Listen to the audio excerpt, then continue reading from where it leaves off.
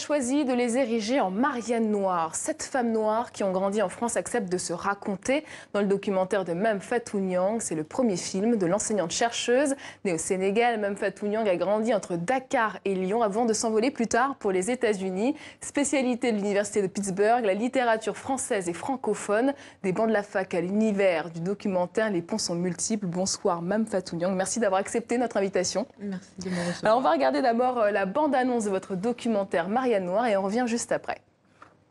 Ah non, impossible de rester là où on me demande. Pour moi, c'est au-delà du fait de parler des Noirs, au-delà de tout ça, c'est une question de liberté. Voilà, c'est une question, je fais ce que je veux. Avant même qu'on dise de moi, ah oui, tu te bats pour si... Je me suis battue pour moi. Déjà pour la voir, la femme noire française, c'est qui? Il y a une invisibilité, mais qui est criante, qui est incroyable. Dans les médias, dans la vie de tous les jours, les gens ne veulent pas t'ancrer en France.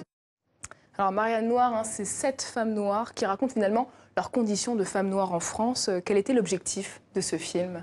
Donc merci de me recevoir aujourd'hui. Donc c'est un film que j'ai réalisé dans le cadre de mes recherches. Donc il a été réalisé à l'époque avec une étudiante de 19 ans, donc Katie Nelson, et c'était reprendre la narration. Lorsqu'on parle des Noirs en France, que ce soit les hommes ou les femmes, on est souvent dans l'objectification. Donc on parle d'objets, de corps qui sont remplis d'histoire, pétris d'histoire, mais qui sont aussi le réceptacle de nombreuses représentations, de nombreux discours. Et là, j'avais envie de retourner un peu, prendre un peu le pas de ce que Fanon disait lorsqu'il disait que la vraie décolonisation, c'est la reprise de la subjectivité, donc qu'on ne parle plus d'objets mais de sujets. Donc, voilà. Et finalement, comment vous est venue l'idée de ce titre, Marianne noire ? Le titre est venu tout de suite. En général, quand je travaille sur des livres ou des articles, les titres changent beaucoup. Mais là, le titre s'est vraiment imposé tout de suite. Ça a été le premier et ça n'a jamais changé. Et je pense que pour moi, c'était une évidence. On parle de Marianne. Marianne, c'est la République. Et voilà, ces 7 femmes sont françaises. Et pour moi, c'était vraiment important d'accoler cet adjectif noir parce qu'aujourd'hui, on se rencontre en France. Alors, la situation évolue un tout petit peu depuis que j'ai réalisé ce documentaire qui a été tourné donc en 2015 et qui est sorti en 2016. On a un problème avec l'articulation de la différence, donc l'articulation de la couleur. Et mettre côte à côte ces deux vocables, Marianne et noir, a posé un grand problème à certaines personnes.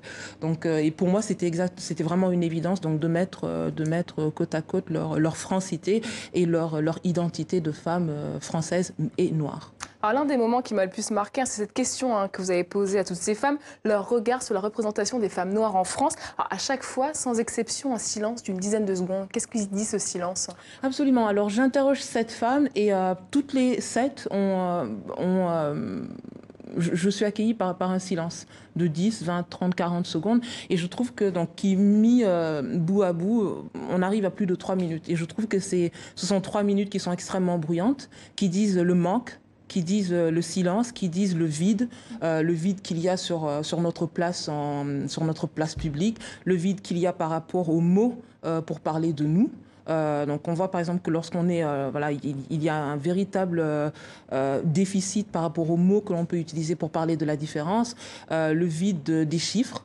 Il n'y a pas de chiffres pour... on est dans la République, l'universalité nous interdit d'avoir des statistiques. Donc on est dans le vide de l'historiographie, on ne connaît pas, on refuse de parler de notre place dans l'histoire de la France. Et justement, en quoi vous vous reconnaissez dans le parcours de ces femmes ? Qu'est-ce qui vous touche ? Qu'est-ce qui vous marque ? C'est quoi le dénominateur commun ? Ce qui me touche, moi je trouve ça très intéressant parce qu'on me dit souvent, vous avez fait un documentaire sur la femme noire française. Et je dis non, ce sont 7 sur 7 femmes françaises. Et j'aurais pu faire ce documentaire avec 10 000 autres femmes et j'aurais eu un produit très très différent. Donc moi je veux vraiment insister sur l'aspect individuel de tous les parcours.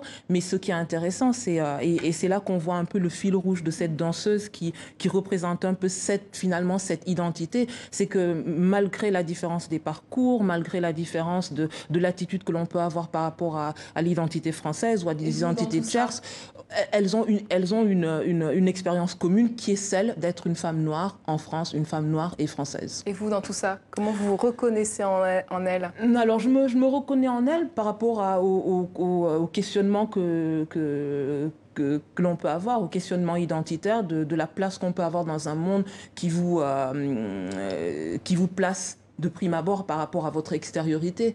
Et donc c'est extrêmement, et ça peut être extrêmement troublant, mais moi j'ai trouvé extrêmement intéressant dans ce documentaire, c'est que ça a pris du temps pour certaines, un peu moins pour d'autres, mais on arrive à un moment où on va passer de cette objectification à voilà, la subjectification et de se dire on va s'en sortir, s'exprimer à travers le business, le professorat. Oui. Vous parliez tout à l'heure d'une mosaïque de portraits. Pourquoi cette dimension du banal de l'ordinaire est aussi capital dans votre documentaire? L'ordinaire est absolument essentiel dans ce documentaire et c'est absolument essentiel aussi dans ma recherche parce que lorsqu'on parle de corps qui sont toujours vus dans l'extraordinaire, je vous parlais tout à l'heure de cette réception que j'ai souvent de journalistes qui me disent vous avez fait un documentaire sur 7 femmes mais elles sont absolument extraordinaires ces femmes, elles sont très belles et je dis souvent elles ne sont pas extraordinaires, elles sont ordinaire. Elle sort de la vision que vous avez ordinairement des femmes noires, mais des femmes comme ça, moi j'en connais 50 000 autour de moi. C'est quoi la vision qu'on a des femmes noires alors la vision qu'on a du corps noir, très différente pour les hommes et pour les femmes, mais pour la femme, on est tout de suite dans des objets extrêmement érotisés, victimes d'un paternalisme, de sociétés extrêmement paternalistes et qui doivent être sauvées par la société française ou les sociétés blanches. Et donc voilà, et je dis, il faut regarder, il faut sortir de ces discours, de ces projections qui sont nés d'un carcan colonial qu'on refuse de casser, qu'on refuse de déconstruire en France et voir la vraie réalité de ces personnes, l'ordinarité, la banalité de leur vie et la banalité de leur présence en France, de leur francité, de leur présence dans le monde. Ce qui est revenu aussi dans votre documentaire, c'est cette envie, quand on est jeune, d'effacer son africanité, une sorte de honte cachée. Vous, à l'adolescence, quels étaient vos conflits à ce sujet? Alors c'est très différent parce que j'ai passé la plus grande partie de mon enfance au Sénégal. Je suis arrivée en France à la fin de l'adolescence et j'avais mon africanité était vraiment ancrée, très présente. J'ai une conscience extrême et jusqu'à présent, j'ai passé un tiers de ma vie au Sénégal, un tiers en France, un tiers aux États-Unis. Mais ma sénégalité est quelque chose que je ne questionne absolument pas. Mais donc je suis arrivée en France en ne me posant pas du tout cette question. Je dis ça très souvent, ça fait rire les gens. Je me suis découverte noire en France. C'est quelque chose qui ne m'avait jamais traversé l'esprit. Mais c'est extrêmement intéressant de voir donc, dans le parcours de ces femmes, dans lequel je me retrouve aussi, toutes ces questions, tous ces ruisseaux qui se croisent entre l'Afrique, de grandir en se posant des questions par rapport aux relations que l'on peut avoir entre la famille et l'école, parce qu'on aspire à un universalisme que l'école nous vend et on se rend compte qu'il y a un fossé entre ce qui se passe à la maison, ce qui se passe à l'école. Et puis vers l'adolescence, on se rend compte qu'en fait, l'école, la société française, c'est un peu plus compliqué. Donc on va porter son regard soit vers la Caraïbe, vers les États-Unis, et puis se rendre compte qu'en fait, on n'est pas très, très américain, pour finalement se rendre compte qu'en fait, on est un peu de tout ça. On est un peu de l'Afrique, un peu de la Caraïbe, un peu des États-Unis en France. Et c'est ce qui fait la spécificité de ce positionnement afro-diasporique par rapport à l'identité française. Et justement, comment vous êtes-vous retrouvée à étudier aux États-Unis? Ça fait presque bientôt 15 ans que vous y vivez. Alors, je me suis retrouvée aux États-Unis pas complètement par hasard. Donc, c'était à l'occasion d'un séjour d'un semestre qui s'est transformé en séjour de presque 15 ans. Et aussi parce que ce que je voulais étudier, qui était moi, mon corps, m'était impossible en France. Donc j'avais l'injonction de mon département d'être dans une scientificité, dans une objectivité qui aurait été difficile si je m'étudiais. Donc, et ça m'a été rendu plus facile aux États-Unis. Et donc, voilà. Estimez-vous que les banlieues françaises, les femmes noires, la diaspora noire en Europe, sujet que vous étudiez, ne passent pas en France? Pourquoi ça ne passe pas? Je ne vais pas dire que ça ne passe pas parce que j'ai des collègues ici qui font un travail absolument extraordinaire, mais c'est très compliqué. On l'a vu cette semaine, donc ces 10 derniers jours, il y a eu un très grand assaut entre le manifeste des 80 intellectuels contre la percée des études décoloniales aux universités à notre propre ministre de tutelle, Mme Frédérique Vidal, qui s'est inquiétée de ce qu'elle appelle le communautarisme, donc la montée des thèses qui sont pourtant extrêmement minoritaires dans l'université française, des thèses sur l'islam ou sur les banlieues qui sont taxé d'être communautariste. Donc c'est extrêmement compliqué. Moi, je suis extrêmement contente quand je vois aujourd'hui qu'il y a une vingtaine d'étudiants en maîtrise qui sont inscrites et qui travaillent sur des sujets qui, moi, quand je suis partie en 2005, étaient absolument impossibles. Donc ça avance. Les choses avancent, hein, tout doucement, mais les choses avancent. Alors je reviens à votre documentaire, hein, pour finir. Il se termine sur une séquence avec une petite fille noire. En somme, la future génération. Qu'est-ce qui est acquis pour elle et quels seront les combats à mener pour cette jeune fille noire en France? Le documentaire se termine par cette petite question. Qu'est-ce qu'on aurait aimé dire à la petite fille qu'on était? Et pour moi, cette petite fille, c'est une petite fille française qui aujourd'hui, je ne sais pas si elle a regardé Emmanuel Macron, qui se demande, qui pose la petite pierre qu'elle peut apporter à l'édifice, à l'édification de la France.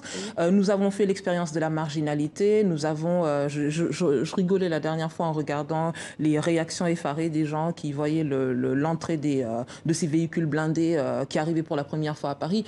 On a connu ça dans les banlieues en 2005. Donc toutes ces personnes qui ont vécu l'expérience de la marginalité et qui voient aujourd'hui l'explosion de ce mouvement des Gilets jaunes qui échappe absolument à toute récupération politique, qui échappe à toutes les analyses de vos confrères journalistes ou même de mes confrères chercheurs. Ce mouvement, pour nous, moi, ça me parle beaucoup parce que ce sont des gens qui, d'un coup, font l'expérience de la marginalité, qui se rendent compte que la civilisation ou le mythe civilisationnel qu'on leur avait vendu, en fait, il ne fonctionne pas tant que ça. Et de ce côté, c'est là que je me retourne et que je parle, que je m'adresse à mon ministre de tutelle, voilà, à cette petite fille ou même à mon ministre de tutelle.